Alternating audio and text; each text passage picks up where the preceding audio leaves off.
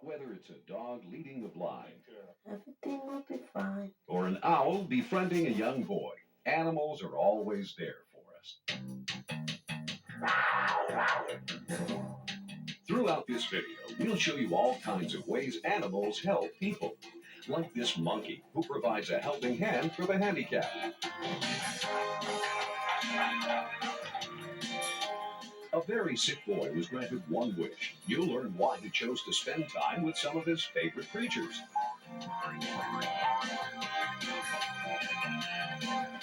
Plus, you'll see how this dolphin helped bring a smile to a young boy's face.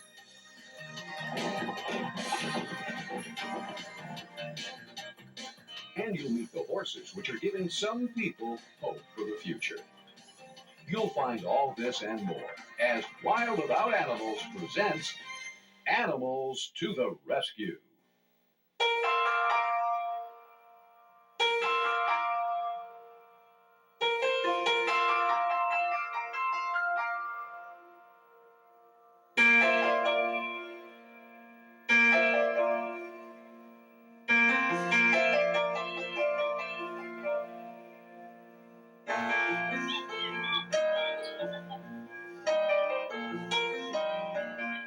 This is Coco, a capuchin monkey who loves to color, and obviously one who likes to add a little personal touch to her work.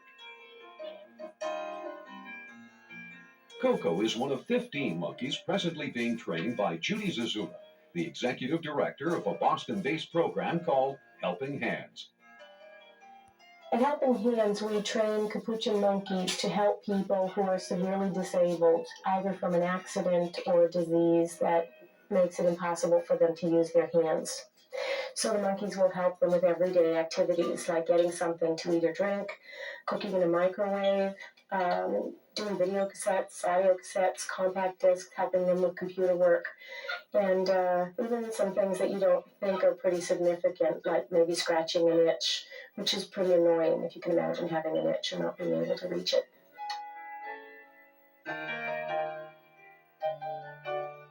What you're watching here is a training session with a monkey who's being prepared for her next owner. Sue Costa is the head trainer here at Helping Hands, and it's her job to simulate the situations which these animals will soon be facing. They will be able to reposition a hand or a foot after a muscle spasm, if an arm or leg falls off the wheelchair. Just like seeing eye dogs are the eyes for the blind, the capuchin monkeys have become the hands for the handicapped. After spending the first 6 years of their life with a foster family, these furry little fellas then come to Helping Hands. Here, they're trained and carefully monitored before being placed with a quadriplegic.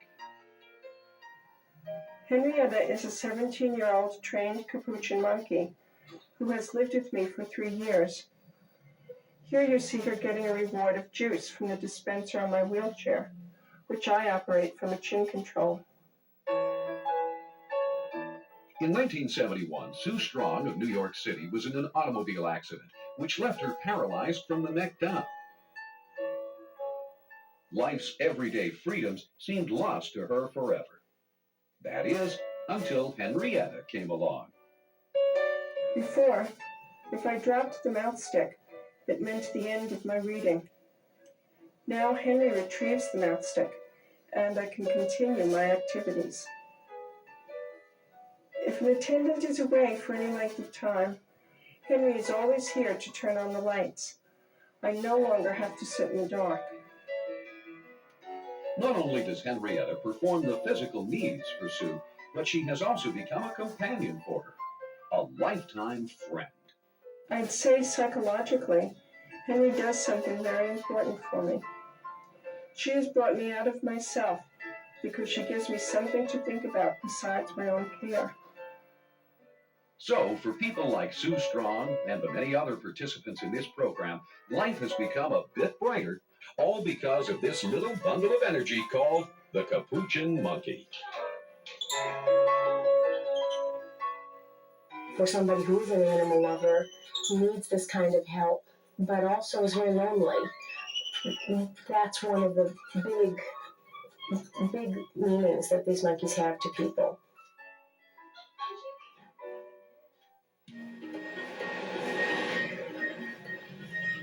If you were to visit downtown Morristown, New Jersey, chances are you'd almost certainly see a scene like this: a blind person, a guide dog, and a trainer working together.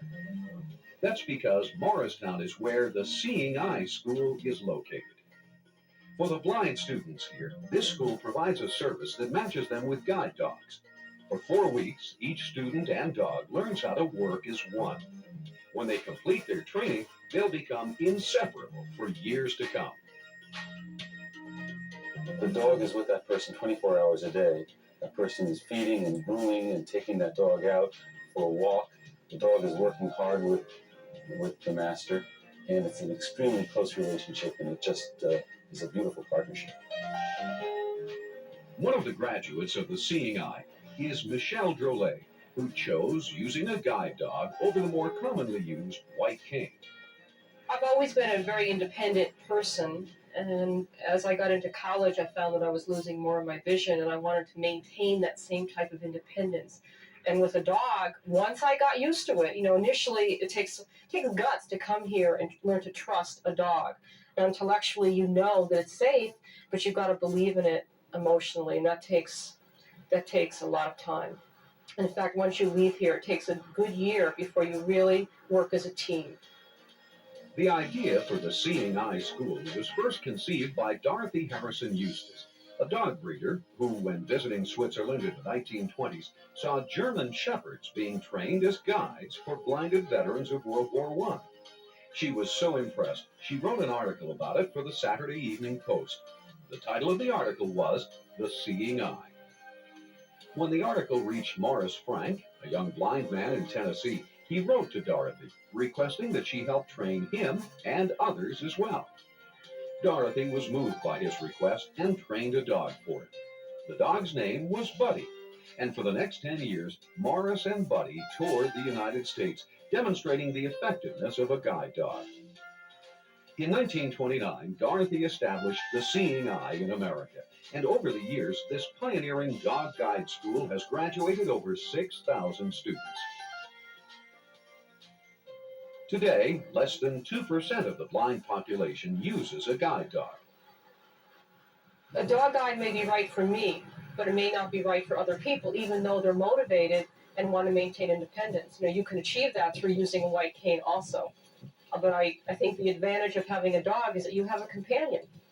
I'm a dog lover, and I like having that four-legged canine friend near me at all times. You're such a sweetheart. The Seeing Eye breeds its own guide dogs, mainly German Shepherds and Labrador Retrievers, because of their size, intelligence, and temperament. When they're 8 weeks old, they're given to volunteers who teach them basic obedience and provide the animal with lots of love and attention. After 16 months, the dog is then turned over to the Seeing Eye, where it enters a 4-month course of training. One of the amazing aspects of these dogs is their ability to disobey their master's command for the sake of safety. It's called intelligent disobedience. If I'm on a street corner ready to cross the street and I think it's okay to cross, and I tell her forward, but she sees a car coming, then she will disobey that command and not go. So even though I didn't hear the car, she saw it or heard the car and disobeyed my command to go forward. So that would be intelligent disobedience. After 4 months, the guide dog is matched with a new student. The biggest challenge for any blind person is crossing a busy street. This is definitely an area where a guide dog has an advantage over a white cane. I think many blind people feel much more comfortable and safer with the dog because of the margin of safety that the dog's eyes and decision-making ability offer them. There is a white cane law that exists that when you hold the cane out to cross the street, cars are supposed to stop, but the average driver doesn't know that. For these Seeing Eye graduates, a guide dog has given them greater sense of independence, dignity, and pride. And as for these dogs, their lives too have been enhanced. If you believe that having a mission in life and being productive in life is valuable, then I think for a seeing eye dog, it's a beautiful life. These dogs are well appreciated, well taken care of. They have the companionship of a human being who relies on them, who needs them, and they're successful at what they do. It's wonderful to see them, see how happy they are. At first glance, Thorncroft looks like your typical horse stable.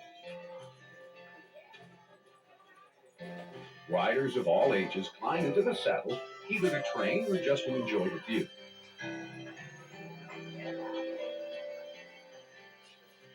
But with a closer look, you'll find that this 70-acre farm in suburban Philadelphia is much more than just a place to ride horseback. We're very fortunate to be involved with therapeutic horseback riding, which is proves to be very effective with not only physically disabled but also mentally and emotionally disabled people.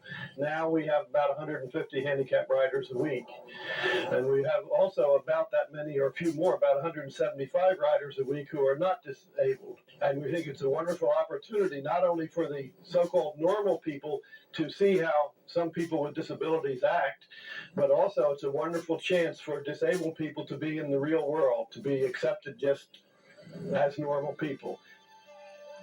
Randy Armistead looks focused as he runs through drills for an upcoming equestrian show. Randy is a former Delaware State Trooper who suffered severe head injuries during a high-speed car crash.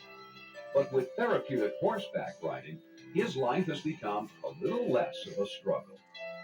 It makes you have a good opinion of yourself. And try and make today as good as or better than yesterday. Okay, are you ready? Like all the other able riders at Thorncroft, Debbie Maloney saddles up her mount before riding. Debbie's experiences here have been both pleasurable and painful, but she's been more than happy with the results. In 1991, I was put on oxygen after chemotherapy damaged my lungs, and about a year and a half later, I could not do anything to be active because I used to swim and play tennis, but none of these things were available to me with the oxygen tank 24 hours a day. So I came out and started riding with the oxygen. And the first time I rode, I was in tears because all the muscles are being stretched and you're in a very strange position. And for 2 or 3 weeks, I was just on a lead line so that I could get rid of the cramps and lengthen the muscles, and no more pain since then. Come on, Pete. They had told me that I'd be on the oxygen the rest of my life. Now, I am improving and I may get off of it at some point, but at this point, this is the only exercise I can get that's really good exercise. Feels wonderful. A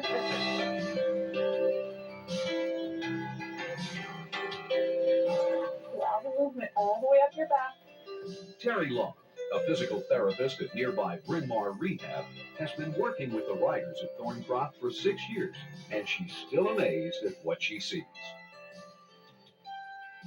All the patients I've treated, there's probably only a handful that I can say have not truly benefited from equestrian therapy. I can see improvements every week from the patients, and I have the therapists at the rehab come back to me and say, the patient's transferring much better, they're standing much better, their balance is much better in just a few sessions. When you are sitting on a horse, you are really simulating the motion of walking. One seat bone is going forward while the other one is coming back. So that's the same thing that happens when you are, in fact, walking on the ground. And if you have a person that has poor trunk control, to keep taking them through forward and back, up and down and side to side, causes them to keep refinding the middle. And it's refinding the middle that eventually teaches them how to balance themselves. Look what Mr. D has. Little Patrick Delavan hasn't learned much about balance and coordination, but he has learned that riding horses is fun. Patrick was born with floppy baby syndrome, a disorder that gives him poor muscle tone, and he's profoundly deaf. But his parents know that while their son's in the saddle, he's being well taken care of. There's something about a little child who's 50 pounds handling a 1,500-pound horse in itself, physical, just natural spirits that happen there. He will have a positive feeling about horses, about the world, and that's what we want. I want Patrick to feel positive about what he's doing. I think that Thorncroft and the horse has provided hope for us. We initially, when he was a little baby, were told that he probably would not walk and that we should ramp our house. The progress has been slow, but it's been there, and it's just given us hope for the future.